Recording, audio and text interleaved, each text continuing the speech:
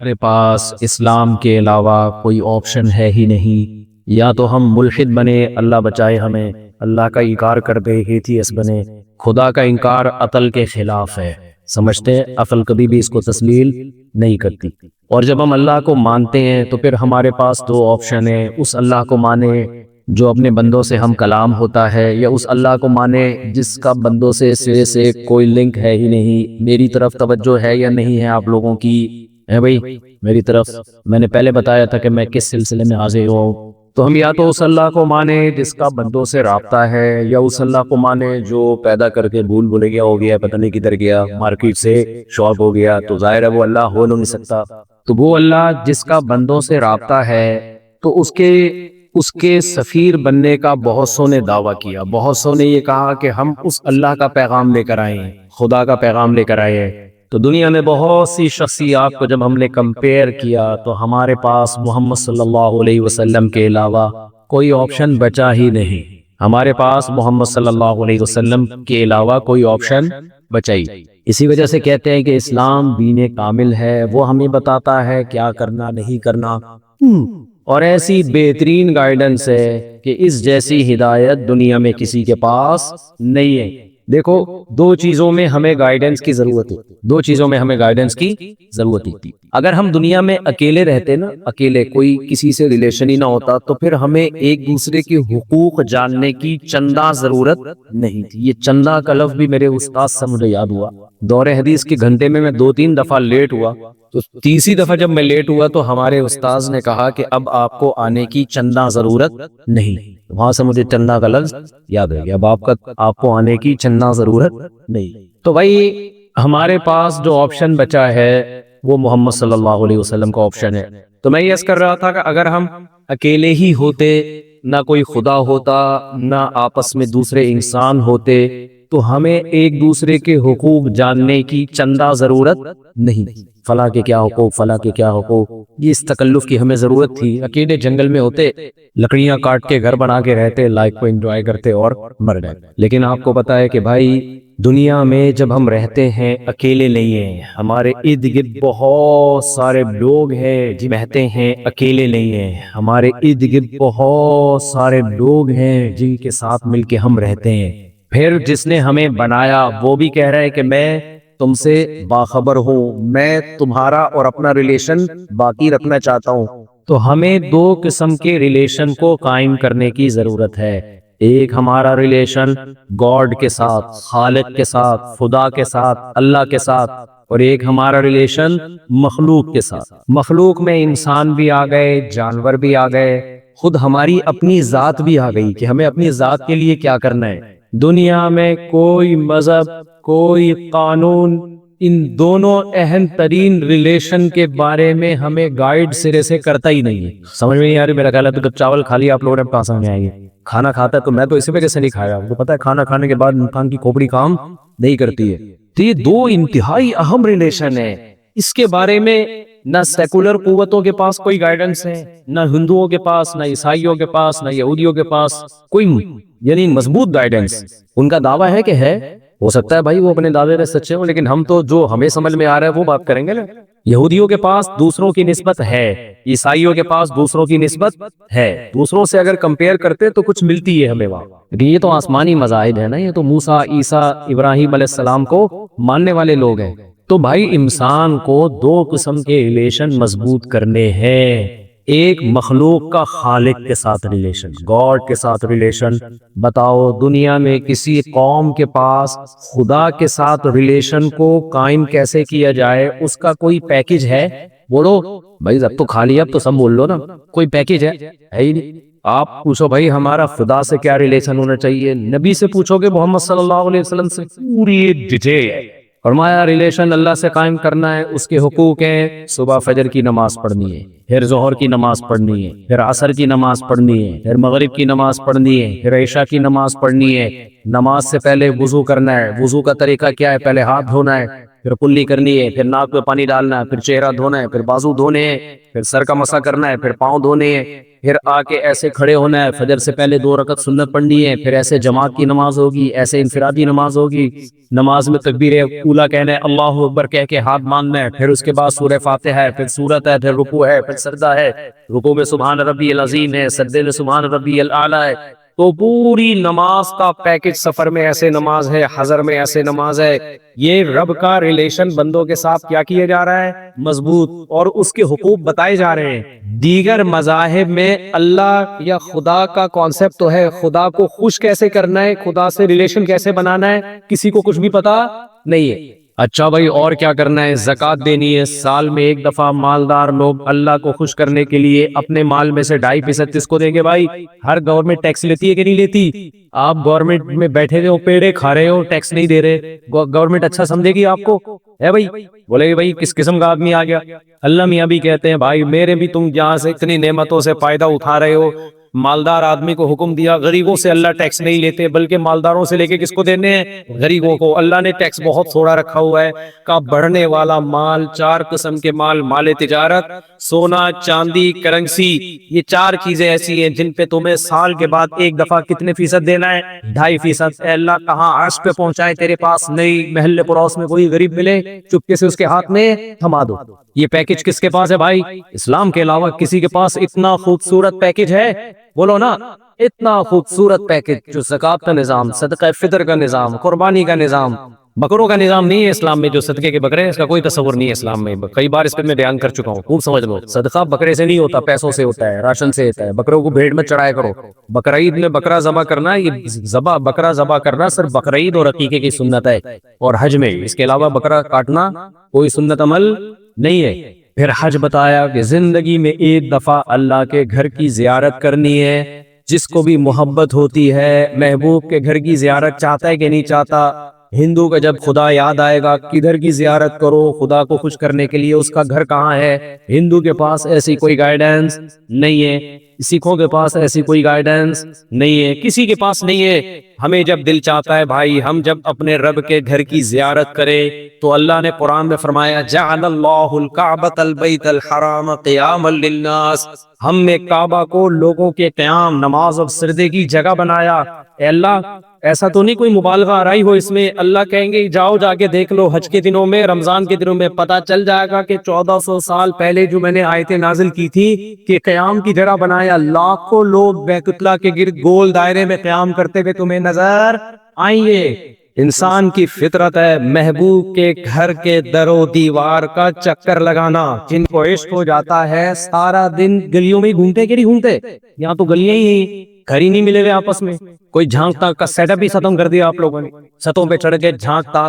شادیاں پتہ نہیں کیسے ہوتی ہیں یہاں، میں تو حیران ہوں۔ رات اندھوری کا شعر ہے نا، منتظر ہوں ستاروں کی ذرا آنکھ لگے، چاند کو چھت پہ بلا لوں گا اشارہ کر کے۔ تو رات اندھوری امریکہ میں ہوتا تو کہتا ہے چھت پہ کس کو اشارہ کرے گا، دوسرا گھر اتنا دور ہوتا ہے۔ آپ لوگ یہاں وہ نہ اردو شاعری ہے بھائی، میں لوگوں سے کہتا ہوں انگلش میں زلف کا ترجمہ کیا کرو دیتا ہے؟ محبوبہ کی زلفیں ہوتی ہیں نا، انگلش میں تو ہیئر ہو گئے، ہیئر کے وہ زلف والا مزہ تھوڑی ہے۔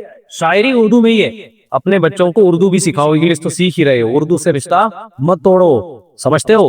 تو ہمارا جب دل چاہتا ہے ہم اپنے رب کے گھر کی زیارت کریں تو اللہ نے ہمیں اس کا طریقہ بتایا۔ ایسے انسلے کپڑے پہن کے جاؤ، امر من الدیار دیار لیلا وقبل ذا الجدار وذا الجدار وما حب الدیار شغفن قلبی ولكن حب من سکن الدیار۔ امرؤ القیس نے کہا تھا کہ میں لیلا کے در و دیوار کے گرد چکر لگاتا ہوں۔ اے لوگوں میں پاگل نہیں ہوں کہ مجھے دیواروں سے محبت ہو گئی ہے، اصل میں ایکچولی دیواروں کے پیچھے جو محبوب رہتا ہے اس سے محبت ہو گئی ہے۔ ان دیواروں کی نسبت کس کی طرف ہے؟ محبوب کی طرف ہے، اس لیے دیواریں اچھی لگتی ہیں۔ محبوب یہاں سے شارٹ تو ہم بھی یہاں سے شارٹ، ہمیں دیواروں سے کوئی محبت نہیں ہے۔ بیت اللہ میں کچھ بھی نہیں ہے بھائی، وہ بھی مٹی کی دیواریں ہیں، سیمنٹ گارے کی بجری، یہی سیمنٹ، یہی گارا، یہی مٹی، یہی چونا وہاں بھی استعمال ہوا ہے۔ اللہ نے کہہ دیا یہ گھر کس کا ہے؟ میرا گھر ہے، بس اتنا کہہ دینا ہمارے لیے کافی۔ 10-15 لاکھ روپے خرچ کر کے جاتے ہیں فلائٹیں، جا حج کے دنوں میں دیکھو پوری دنیا سے کیسے لوگ اڑ اڑ کے پہنچ رہے ہوتے ہیں اور کیسے طواف کر رہے ہیں۔ بقرعید کے دنوں میں پاؤں رکھنے کی جگہ نہیں ہے، بے ہوش ہو رہے ہیں، مر رہے ہیں۔ لیکن غیر مسلم پوچھے گا بھائی تم کیا کر رہے ہو، اس گھر میں کیا لگا ہوا ہے، کیا ہے؟ اس کے ہیرے جواہرات ملیں گے یہاں پہ؟ کوئی لنگر تقسیم ہو رہا ہے کیا؟ داتا دربار ہے جہاں لنگر بٹ رہا ہے؟ نا نا نا نا نا، اس گھر کی نسبت کس نے اپنی طرف کر دی؟ اللہ نے۔ ہماری روح کو تسکین ہوتی ہے اس گھر کے گرد دیوانوں کی طرح ڈھونڈ کے، ہماری روح کو تسکین ہوتی ہے کہ رب نے کہہ دیا کس کا گھر ہے؟ میرا۔ اللہ کی طرف نسبت ختم ہو جائے کوئی حیثیت نہیں۔ پورا طریقہ بتایا اللہ کے گھر کی زیارت کیسے ہو۔ پھر ہمیں رمضان کے روزے دیے اس نے، پورا 1 مہینہ اس رب کو خوش کرنے کے لیے کھانا پینا بولو چھوڑو۔ پوری دنیا میں رمضان جب آتا ہے نا، پوری دنیا ہل جاتی ہے۔ ایک دیکھو میں لوگوں سے کہتا ہوں، آج ڈاکٹر کتنا کہتے ہیں انٹرمیڈیٹ فاسٹنگ اور یہ والی فاسٹنگ، اور ڈاکٹر خود نہیں کر رہا ہوتا وہ فاسٹنگ، مشورے دینے میں بھی ایسا ہی ہوں۔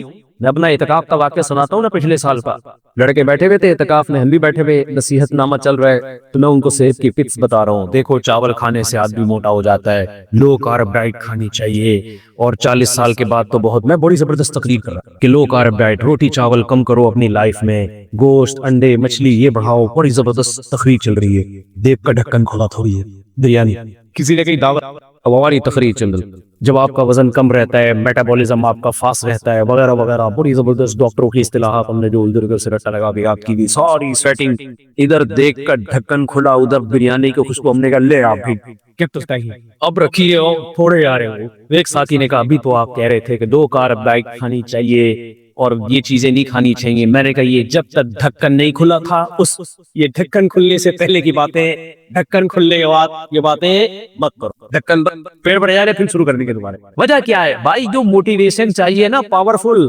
وہ موٹیویشن ڈاکٹروں کے پاس نہیں ہے۔ ایک بریانی نہیں چھوڑی جاتی ہم سے، وہ ڈاکٹر نہیں چھوڑ رہا ہوگا۔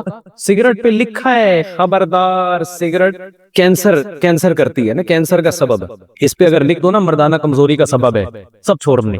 ایک آدمی سگریٹ لینے گیا، اس پہ لکھا ہوا تھا خبردار سگریٹ مردانہ کمزوری کا سبب ہے، اس نے کہا وہ کینسر والی دے، یہ والی رہنے، اس نے کہا یہ رہنے دے، وہ کینسر والی دے، کینسر برداشت ہے، لیکن چھوڑتے ہیں لوگ۔ کچھ بھی لکھ دو، ڈاکٹر خود پی رہے ہوتے ہیں ڈاکٹر۔ بھائی پاورفل موٹیویشن نہیں ہے۔ میں یہاں امریکہ آیا، جب میں جاپان گیا تو ایسے فٹ فاٹ دبلے پتلے لوگ، ان کی خوراک ہی ایسی ہے۔ یہاں ہے میرا حال کا امریکنز تو ایسے ہینڈسم اسمارٹ، بالکل کمر تو ہوگی نہیں، پتہ نہیں فینٹ فٹنس، انہوں نے بیلٹیں کہاں باندھی ہوئی ہوں گی، ان لوگوں نے کہاں بیلٹ باندھی ہوئی ہوگی، ایسے ہاں پتہ چلا بھائی یہ لوگ تو ہم سے بھی کیا ہیں، وہ تو برگر پیزے تھوڑ پھاڑ کے ہم سے بھی موٹے ہوئے ہیں یہ لوگ تو۔ بہت پاورفل موٹیویشن چاہیے۔ اور آپ کو پتا ہے فاسٹنگ کی 2 قسمیں ڈاکٹر بتاتے ہیں، ایک فاسٹنگ وہ جس میں پانی پیتے رہو، کافی پیتے رہو، ہے نا، اور ایک فاسٹنگ وہ سب کچھ چھوڑ دو۔ یہ دوسری فاسٹنگ زیادہ مشکل ہے۔ ایک یتیم پیغمبر جو نہ لکھنا جانتے نہ پڑھنا جانتے ہیں بھائی، پیدائش سے پہلے جن کے والد فوت ہو گئے، انہوں نے جو کتاب جن پہ نازل ہوئی، اس کتاب میں ایک اعلان ہوتا ہے فمن شہید منکم الشہر فلیصم، جو رمضان کا مہینہ پائے روزہ رکھے۔ ایک آیت نازل ہوئی ہے، اس کے بعد سے 1400 سال گزر گئے، پورا مہینہ مسلمان روزے میں بھوکے پیاسے رہتے ہیں، کئی گھنٹوں کی فاسٹنگ، اور وہ فاسٹنگ میں کافی کی اجازت نہیں ہے۔ اگر کافی کی اجازت ہوتی ہم 2 مہینے رکھ لیتے۔ سارا مسئلہ ہی گٹکے پان بسوار کا آتے روزے میں مسئلہ ہوتا ہے۔ چائے کے شوقین، کافی کے شوقینوں کے لیے، سگریٹ کے شوقینوں کے لیے روزہ رکھنا بہت مشکل، پھر بھی رکھتے ہیں۔ نہ کھانے کی اجازت، مزدور رکھ رہے ہیں روزہ پوری دنیا۔ اور ناروے میں کو گرمیوں میں 20 گھنٹے کے روزے لوگوں نے رکھے ہیں، 20 گھنٹے کے، اور آج سے نہیں رکھ رہے۔ بلغاریہ ایسا ہی لاتا تھا، پرانی کتابوں میں لکھا ہے بلغاریہ کے مسلمان کئی گھنٹوں کے روزے رکھتے، بہت لمبے روزے رکھتے ہیں۔ بھائی 1 مہینہ کہاں سے ایسی موٹیویشن آ گئی ہے، ایسی پاورفل موٹیویشن کہ جو سگریٹ نہیں چھوٹ رہی ہم سے، جو کھانا نہیں چھوٹ رہا، دیکھ کا ڈھکن کھل رہا ہے اور بریانی میں پاگل ہو رہے ہیں، اس کے باوجود ادھر ایک اعلان ہوا، اور 1400 سال کے بعد بھی اس پر ایسے لوگوں نے لبیک کہا ہے، اتنا لبیک کہا کہ کس قدر۔ اور پھر یہ ایک فاسٹنگ وہ ہوتی ہے رات کو کھانا کھا لو پھر اگلے دن کھا لینا، نا یہ فاسٹنگ ہے جب ایسے ٹائم پہ کھانا کھلایا جا رہا ہے جب دنیا میں کوئی قوم بھی کھانا نہیں کھاتی، صبح اٹھ کے کھلایا جا رہا ہے۔ یہ ٹائم کھانے کا ہے صبح اٹھ کے۔ کبھی آپ نے دیکھا آپ نے اپنے بچے کی کوئی پاس ہوا تو آپ نے دعوت رکھی، لگ رہا ہے کس ٹائم پہ؟ بھائی آپ صبح 3:45 بجے آ جاؤ، اگلا کہے گا یہ کون سا ٹائم ہے بھائی تو بتا دے، نہیں کھلانا چاہتا۔ اللہ نے رمضان میں کھانے کی اجازت بھی کب دی ہے؟ صبح بھی قربان کر کے ایسے ٹائم پہ جب دل بھی نہیں چاہ رہا ہوتا کھانے کا، اور پھر مغرب کے وقت تسلی سے کھانے نہیں دیتا، ادھر افطاری کا ٹائم کھانا شروع اور ادھر نماز پڑھ، اور پھر رمضان میں ایک تراویح بھی اور بڑھا دی اس نے۔ تو بھائی یہ کس کی طرف سے دیا ہوا پیکیج ہے؟ اسلام کی۔ یہ اللہ سے ریلیشن بنانے کے لیے ایسا خاندانی پیکیج دنیا میں کسی مذہب کے پاس بولو نہیں۔ تو یہ پیکیج میرے بھائی اس لیے دی ہے، اس پر عمل کریں، اس سلسلے میں نہیں دی ہے کہ آپ کو اس پہ خوش ہو جائیں کہ ہمارے پاس پیکیج ہے ان کے پاس پیکیج نہیں ہے۔ یہ اس کا شکر ہے کہ اس پر عمل کرو۔ یہ اللہ کا خالق اور مخلوق کا ریلیشن، مخلوق کا آپس میں ریلیشن، مخلوق کے آپس کے ریلیشن کی ویلیو دنیا میں ہر ایک کی نظر میں لوگ کہتے ہیں ہیومن رائٹس، ویمن رائٹس، باتیں چلتی ہیں کہ نہیں چلتی؟ لیکن یہ میرے بھائی ایسے مبہم نعرے ہیں، میں اس کے حقوق دوں وہ میرے حقوق دے۔ حقوق کیا ہے پتہ ہی نہیں بھائی، کیا تو رائٹس ہوں گے پھر ہے بھائی حقوق ہی کا پتہ نہیں چل رہا۔ اسلام نے جب حقوق دیے تو ایسے خاندانی حقوق، اسلام نے کہا ایسا نہیں ویمن رائٹس ہیومن رائٹس نہ بھائی، رائٹس میں ویمن کی پوزیشن کو واضح کرنا پڑے گا۔ یہ ویمن تمہاری ماں ہے، یہ وومن تمہاری بہن ہے، یہ وومن تمہاری پھپھی ہے، کیا ہے یہ پڑوسن ہے۔ ہم نے پڑوسن کے اور پھپھی کے حقوق کیا کر دیے؟ بولو برابر۔ جیسے ایئر ہوسٹس کے لیے جتنے بھی جہاز میں لوگ بیٹھے ہوئے ہیں سب کے حقوق سیم ہیں یا نہیں ہے؟ بولو نا۔ اس کو اس سے کیا غرض کہ اس کا پھپھا کون ہے، اس کی خالہ کون ہے، اس کا ماموں کون ہے، اس کو تنخواہ اس کی ملتی ہے۔ اس جہاز میں جتنے مسافر ہیں آپ نے سب کی خدمت کرنی ہے۔ سمجھتے ہو کہ نہیں سمجھتے؟ لیکن اللہ کا قانون، وہ کمپنی کی حد تک ٹھیک ہے بھائی، اللہ کا قانون یہ ہے کہ جب میں نے تمہیں زمین پہ بھیجا تو میں نے رائٹس متعین کیے ہیں۔ اللہ کہتے ہیں ہر انسان کے حقوق برابر نہیں ہیں، نہ ہر عورت کے حقوق برابر ہیں۔ کچھ تو حقوق ایسے ہیں جن کو تم حقوق کہتے ہو، اللہ حقوق ہی نہیں کہتا ان کو۔ اللہ کہتے ہیں مردوں کے حقوق میں سب سے پہلا تمہارا باپ کون ہے بھائی؟ سب سے پہلے تمہارے باپ کے حقوق ہے، فادر۔ لا تقل لہما اف، ان کے سامنے تمہیں اف کرنے کی اجازت نہیں ہے۔ انت ومالک لابیک، تو اور تیرا مال کس کا ہے؟ تیرے باپ کا ہے۔ بہت مشکل میں نہ آپ اپنی کمائیاں باپ کو دیا کرو جا کے۔ ابا آپ جب تک زندہ ہو آج ہمیں کھلاؤ، آپ سے مانگنا ہمیں بولو پسند ہے۔ ہمارے شیخ حضرت مفتی رشید احمد صاحب رحمہ اللہ تعالیٰ نے، جو میرے ابھی شیخ حضرت مفتی عبدالرحیم صاحب حفظہ اللہ دامت برکاتہ العالیہ جو جامع رشید کے محتمم ہیں، تو حضرت نے ان کی کفالت کرتے تھے۔ اپنے جو شاگرد ہیں نا مفتی حضرت مفتی عبدالرحیم صاحب، ان کی کفالت حضرت خود کرتے تھے۔ تو حضرت نے کہا میں چاہتا ہوں کہ آپ کی طرف سے میں پیسہ تو خود ہی لگاؤں لیکن آپ کی طرف سے کاروبار میں پیسہ لگا دوں تاکہ آپ کی اپنی ارننگ شروع ہو جائے۔ کہتے ہیں انہوں نے کہا کہ مجھے پسند یہ ہے کہ میری جو ارننگ ہو وہ بھی کون رکھے؟ آپ رکھیں۔ جب تک آپ زندہ ہو میں آپ کی کفالت میں رہنا، بولو، حالانکہ وہ سگے باپ نہیں ہے، روحانی باپ ہے۔ بڑے کو اس سے خوشی ہوتی ہے کہ میرا بیٹا جب تک میں باپ ہوں مجھے باپ ہی سمجھ رہا ہے اور اپنے آپ کو میرا بچہ ہی، بولو۔ آج الٹا ہو رہا ہے، بجائے اس کے، میں نہیں کہہ رہا سارے پیسے ابا کو تھما دیں، کیونکہ ابا کا بھی کچھ پتا آج کل نہیں ہے۔ وہ پرانے زمانے کے ابا الگ ٹائپ کے ہوتے تھے، آج کے ابا کے 100% اطمینان نہیں ہے، سن محبت لے کے مارکیٹ سے شارٹ۔ تو ابا میں فرق ہوتا ہے نا۔ اگر آپ سمجھتے ہیں بھائی ہمارے ابا لالچی نہیں ہے، ایسے کوئی دو نمبری نہیں ہے، تو ساری تنخواہ کس کو دے دیا کرو؟ ابا کو۔ ابا آپ گھر چلاؤ، ہم آپ سے اسی طرح مانگیں گے جیسے ساری زندگی تو باپ سے مانگتا ہے، اب کیوں شرم آ رہی ہے تجھے؟ ساری زندگی مانگتا رہا تو باپ کا حق ہے بھائی۔ رضا الرب فی رضا الوالد وسخط الرب فی سخط الوالد۔ نبی کی صحیح حدیث حضرت ابو درداء رضی اللہ تعالیٰ عنہ فرماتے ہیں کہ نبی نے فرمایا اللہ کو راضی کرنا ہے تو باپ کو خوش رکھو، اللہ کو ناراض کرنا ہے تو باپ کو ناراض کر دو۔ اور یاد رکھو باپ میں اور دوست میں فرق ہے۔ دوست کے بارے میں قرآن کہتا ہے وَجَزَاءُ سَیِّئَةٍ سَیِّئَةٌ مِثْلُهَا، دوست نے اگر ایک تھپڑ لگایا تو رکھ کے اتنی ہی سپیڈ سے تم بھی تھپڑ لگا سکتے ہو۔ یہ دوست کے بارے میں آیت ہے قرآن، سمجھ رہے ہو؟ پورا جواب پارسل کا خاص انتظام ہے، اس کو بول دو ہمارے ہاں ادھار بند ہے، اس کو آپ اسی سپیڈ کے ساتھ، ہاں زیادتی نہیں کر سکتے، آپ زیادتی نہیں کر سکتے، جتنا تھپڑ لگایا ہے اسی سپیڈ سے۔ باپ کا یہ حکم بولو نا نہیں ہے۔ ابا اگر تھپڑ لگا دے پولیس کو مت بلایا کرو، یہ نہ بولا کرو آپ کون ہوتے ہاتھ اٹھانے والے۔ مار کھاؤ باپ سے، جس نے جتنی مار کھائی ہے اتنا اللہ اس کو سنوارے گا۔ اللہ نے یہ رشتہ بہت مقدس بنایا ہے، بہت مقدس، اس سے تو مارے کھایا کرو، ڈانٹے کھایا کرو، فخر سے بتایا کرو دوستوں سے آج میرے ابا نے مجھے مارا ہے، آج میرے باپ نے مجھے ڈانٹا ہے، خوش ہوا کرو اس پہ۔ تکبر کس قدر پیدا ہو گیا، باپ کے سامنے کرتے ہو میرے باپ نے ڈانٹا کیوں، میرے باپ نے مجھ سے ایسے لہجے میں بات کی تھی۔ ماں سے مار کھاؤ، ماں سے ڈانٹ کھاؤ، دیکھو قرآن نے اللہ کی قسم اتنا زیادہ ماں باپ کا حق بیان کیا ہے نا، اتنے اہتمام سے اتنا زیادہ بیان کیا ہے کہ میں یہ سمجھتا ہوں کہ اس کے مطابق ہم میں سے کوئی بھی والدین کا حق ادا نہیں کر سکتا۔ ہمارے اسلاف بہت آگے تھے اس بارے میں، وہ جانتے تھے نا، کبھی قرآن قضا کا لفظ استعمال کر رہا ہے، کبھی وصیت کا، وَوَصَّيْنَا الْإِنسَانَ بِوَالِدَيْهِ، وصیت کر دی ہم نے۔ بھائی اللہ سیدھا سیدھا یہ کیوں نہیں کہتا کہ میں نے حکم دے دیا ہے؟ نہ، وصیت کب کی جاتی ہے؟ مرتے ہوئے معمولی حکم دیا جاتا ہے، بہت اہم حکم دیا جاتا ہے۔ اللہ پر موت نہیں ہوتی، لیکن اللہ کہہ رہا ہے میں لفظ وہ استعمال کر رہا ہوں جو مرتے ہوئے حکم دیا جاتا ہے، وصیت۔ اور ایک جگہ اللہ نے قضا فیصلہ کر دیا ہے، آرڈر نہیں۔ آرڈر میں اور فیصلے میں فرق ہے۔ آرڈر واپس لیا جا سکتا ہے، عدالتی فیصلہ جب سپریم کورٹ سے صادر ہو، بڑی عدالت سے، تو وہ واپس نہیں ہوتا۔ یہ فیصلہ ہے، کر دیا اللہ نے۔ تو والدین کے بارے میں بھائی ان کے ساتھ حسن سلوک آپشنل نہیں ہے، اللہ نے فیصلہ بولو کر دیا ہے۔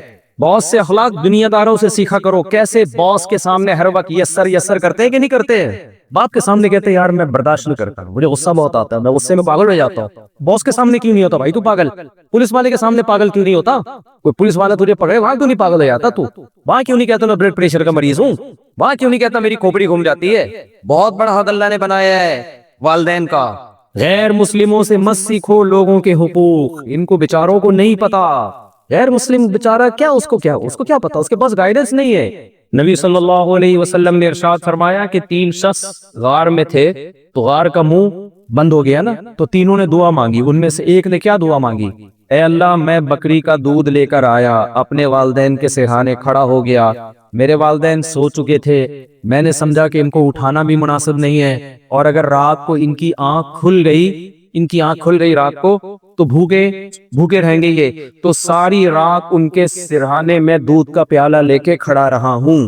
اللہم ان کنت فعلت ذلک ابتغاء مرضاتک فاکشف عنا ما نحن فیہ۔ اے اللہ اگر میں نے تجھے یہ سب تجھے خوش کرنے کے لیے کیا تھا، باس کی خدمت کی جاتی ہے، باس کو خوش کرنے کے لیے تنخواہ ٹائم پہ مل جاتی ہے، ماں باپ کی خدمت سے کوئی دنیاوی فائدہ نظر نہیں آتا، وہ بوڑھے ہو گئے، ریٹائر ہو گئے، ابا کما کے ختم ہو گیا، بچڑ گیا، وہ اب کیا کرے گا وہ؟